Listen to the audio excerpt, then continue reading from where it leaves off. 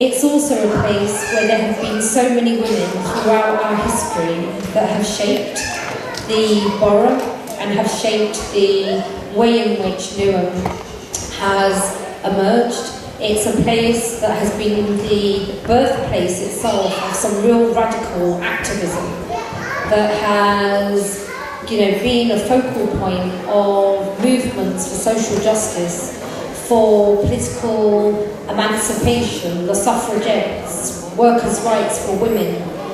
And that's the kind of tradition and the history that we should hold on to and we should take forward in all the things that we do as formidable women here in this borough, because we are the borough's leaders. We are the ones that raise children, that ensure families are safe, that ensure that our men are kept on the straight and narrow. Because they know who actually wears the trousers. And all of the women in this room, you play such an important role in providing role models to other younger girls that are growing up in the borough. I grew up in this borough and I was surrounded by some really wonderful, amazing women that were part of my mum's friendship network.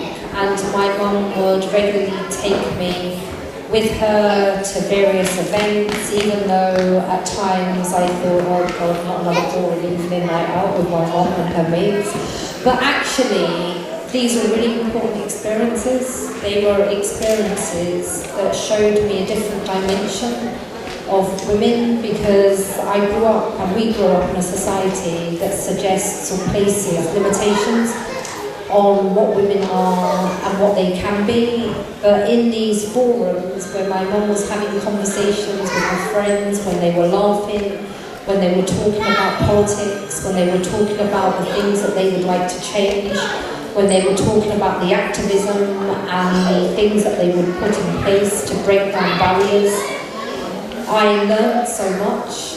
And I also learned a confidence. I learned a confidence that there can be nothing that holds me back except for myself. And I learned this one simple thing that I have held with me throughout all of these years, and I continue to hold very tightly. And it's this: as women, we need no one to give us permission to be leaders. We just be leaders, and we become leaders. And we show other women and young girls the way. And we have an absolutely important role to play in working together, in remaining pioneering, in being spirited, in identifying all of those issues that we know is not right. To improve the lives of so many people in this borough is such a privilege. And when I stepped into office as the first female mayor of this borough, as the first female mayor of colour, as the first female mayor of colour that was, of our generation, I knew that I had an obligation to fight for justice and to give voice for all of those women that were in my history, for all of those women that live in the borough and currently are frightened or are scared, for all of those women who, due to barriers, be they language barriers, cultural barriers, aren't able to express themselves and get what they deserve. My responsibility is to make sure that they are heard, to put a spotlight on all the challenges and dilemmas that they face, to ensure that the gates are open, the gates of opportunity, be that opportunity of education, of training, of being able to be at home and raise children, to not be exploited, to not face poverty, to not face hunger or the threat that your home may be taken away from you, to making sure that you have a council that absolutely knows at its core that its service is to the people of Newham. And that inspiration has been drawn from all of the communities that I've grown up around in the borough, but more importantly, it's been drawn from the women that I grew up around as I was a child and a teenager and then a young lady. And now as a woman I stand here and I've got so much more to learn, and I draw down on that learning from all of the amazing women, including my fellow councillor colleagues, many of whom are here in this room. And they give me a strength, and we give each other a strength, because operating in this space that is politics is not very easy.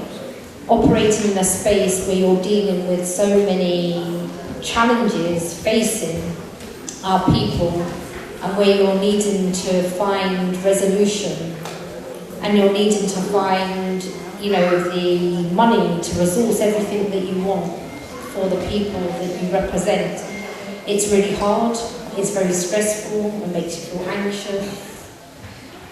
But without the support of all of the women in this borough, and especially of all of my female councillor colleagues, I just really wouldn't have been able to achieve all the things that we've been able to do collectively. And collectivism, this idea that we're part of something, is so profoundly important. Because ultimately, International Women's Day isn't about me, but it's about us. It's about each of us being equal, which is a theme of International Women's Day this year. And there is so much more that we have got to collectively, as sisters, but as sisters and brothers, to ensure that each of us are equal. Because at the moment, at the cusp of this new decade of the 21st century, there is so much more to do to lift women. Because women are the drivers and the engines that really sustain and grow communities and ensure that they are enriched and are able to reach their true potential. So I'm going to end by saying, firstly, thank you for continuing to put your trust in me. Thank you also for inviting me to this really glorious event. This is the third year that I've come, so thank you very much for wanting me back. I'm clearly doing something right. And can I just wish you a really joyous rest of the day and evening. And believe this in me, I'm here as your servant. As I said earlier, it's not about it's not about me, it's about us.